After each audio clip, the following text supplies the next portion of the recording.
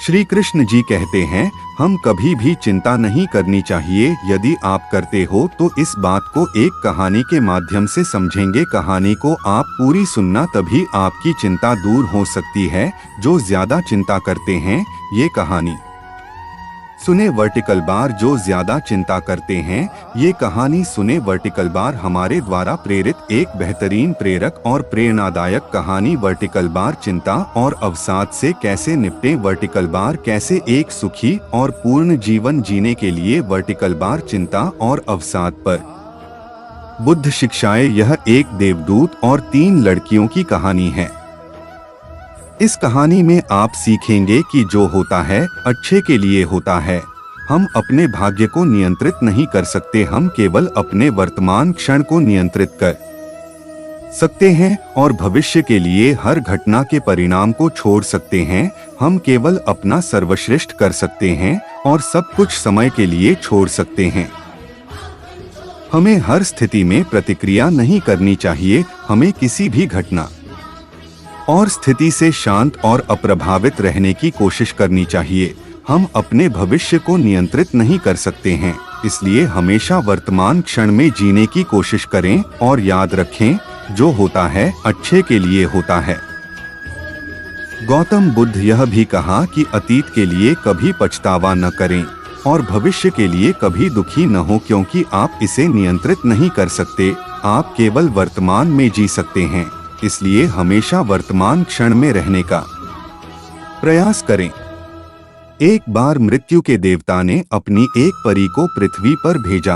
एक स्त्री मर गई, उसे उसकी आत्मा को लाना था। देवदूत आया, लेकिन वहां की स्थिति देखकर असमंजस में था। उसने देखा कि उसकी लाश के पास 3 छोटी लड़कियां पड़ी हैं।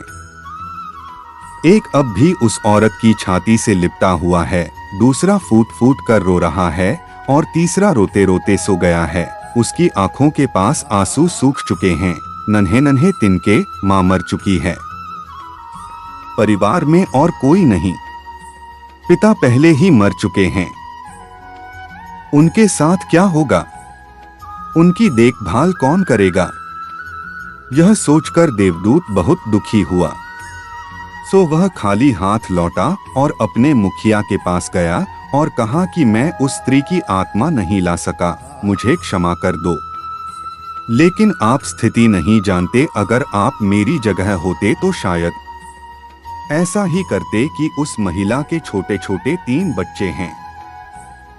एक अभी भी छाती से लगी हुई है, दूसरी रोती हुई सो गई है और तीसरी रो रही है। परिवार में उनकी देखभाल करने वाला कोई नहीं है। ऐसी स्थिति देखकर मेरा उस महिला का दिल नहीं पसीजा। क्या ऐसा नहीं हो सकता कि महिला को कुछ और समय दिया जाए ताकि लड़कियां बड़ी हों? यह सुनकर मृत्यु के देवता जोर से हंसे और कहा कि तुम उस भगवान से भी ज्यादा समझदार हो गई हो जिससे तुम्हें जीवन और मृत्यु मिलती है, जिसकी इच्छा से तुमने बहुत बड़ा पाप किया है और तुम्हें इसकी सजा मिलेगी। और सजा यह है कि तुम्हें धरती पर फेंक दिया जाएगा और तुम तब तक वापस नहीं आ सकते जब तक तुम अपनी इस मूर्खता पर 3 बार हंस न लो। सही तो फिर हंसने का मौका ही क्या? फरिश्ता जमीन पर पटक दिया। ठंड का मौसम था, वह एक सड़क के किनारे नंगा पड़ा था। उसी समय एक मोची कुछ पैसों का इंतजाम करके वहां से गुजरा। वह ठंड के मौसम में अपने बच्चों के लिए गर्म कपड़े और कंबल लेने बाजार जा रहा था। रास्ते में उसने देखा कि एक नंगा आदमी ठंड से ठिठुर रहा है, तो उसे उस व्यक्ति पर तरस आया और उसने अपने बच्चों के लिए गर्म कपड़े और कंबल खरीदने के बजाय उस नग्न देवदूत के लिए कपड़े और कंबल खरीदे। उस नग्न व्यक्ति ने कहा कि उसके पास परिवार और आवास नहीं है। इस भयानक ठंड में मैं क्या करूंगा? मोची ने कहा कि चिंता मत करो, मेरे साथ मेरे घर में रहो, लेकिन ध्यान रखना कि जो पैसे मैं अपने बच्चों और पत्नी के कपड़ों के लिए लाया था, उनसे मैंने तुम्हारे लिए कंबल और कपड़े खरीदे और अब मैं तुम्हें भी घर ले जा रहा हूँ, इसलिए मेरी पत्नी को होना चाहिए गुस्सा और शायद अच्छा या बुरा कहें, लेकिन चिंता न करें। थोड़े दिनों में सब ठीक हो जाएगा। मोची उस फरिश्ते को लेकर घर पहुंचा। मोची को पता भी नहीं था कि जिसे वह अपने साथ ले जा रहा है वह एक फरिश्ता है, और न ही पत्नी को पता था कि जो आया वो देवदूत था, जिसके आते ही घर में खुशियों का सैलाब आ जाएगा। जैसे ही मोची देवदूत को लेकर घर पहुंचा और सारी घटना अपनी पत्नी को बताई, पत्नी गुस्से से आग बबूला हो गई। उसने अपने पति पर गोली चला दी। उसने बहुत अपशब्द कहे, वह बहुत चिल्लाई। उस दिन देवदूत पहले हंसा। मोची ने पूछा, क्या बात है, आप क्यों हंसते हैं? देवदूत ने कहा, जब मैं 3 बार हंसूंगा तो हंसने का कारण भी बता दूंगा। परी पहली बार हंसी क्योंकि उसे लगा कि मोची की बीवी देख नहीं पा रही है कि परी घर में आ गई है। उसके आते ही घर में खुशियों के दरवाजे खुल जाएंगे, पर इसमें उसका कसूर भी नहीं था। कितनी दूर तक एक आदमी देखा जा सकता है? उसे बस इतना ही दिखाई दे रहा था कि बच्चों के कपड़े और कंबल गायब हो गए हैं। वह देख सकती थी कि क्या खोया था, लेकिन वह नहीं देख सकती थी कि उसे क्या मिला।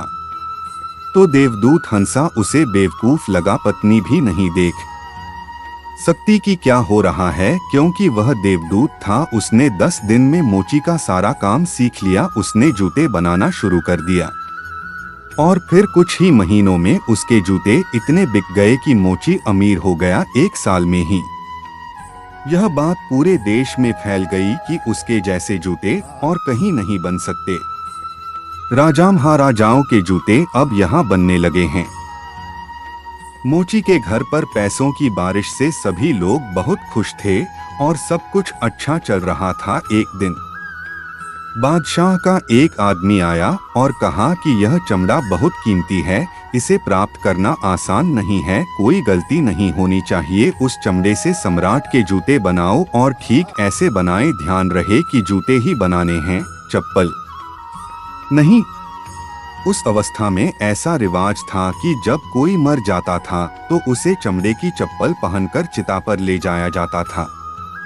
मोची ने भी देवदूत से कहा कि चप्पल मत बनाओ, केवल जूते बनाओ, ज्यादा गलती न करें वरना हम बड़ी मुसीबत में पड़ सकते हैं, यह बादशाह का काम है। इतना कहकर देवदूत ने उस चमड़े से चप्पल बना दी। जब मोची ने देखा कि देवदूत ने जूते की जगह चप्पल बना दी है, वह क्रोध में इतना पागल हो गया कि वह एक छड़ी लेकर देवदूत को मारने के लिए दौड़ा। उसने कहा कि आपने बार बार जूते बनाने के लिए समझाया था, लेकिन आपने चप्पल बना ली। अब सम्राट हमें नहीं छोड़ेंगे, आप निश्चित रूप से मरेंगे और साथ ही मुझे और मेरे पूरे परिवार को फांसी दी जाएगी। परी यह सुनकर जोर से हंस पड़ी।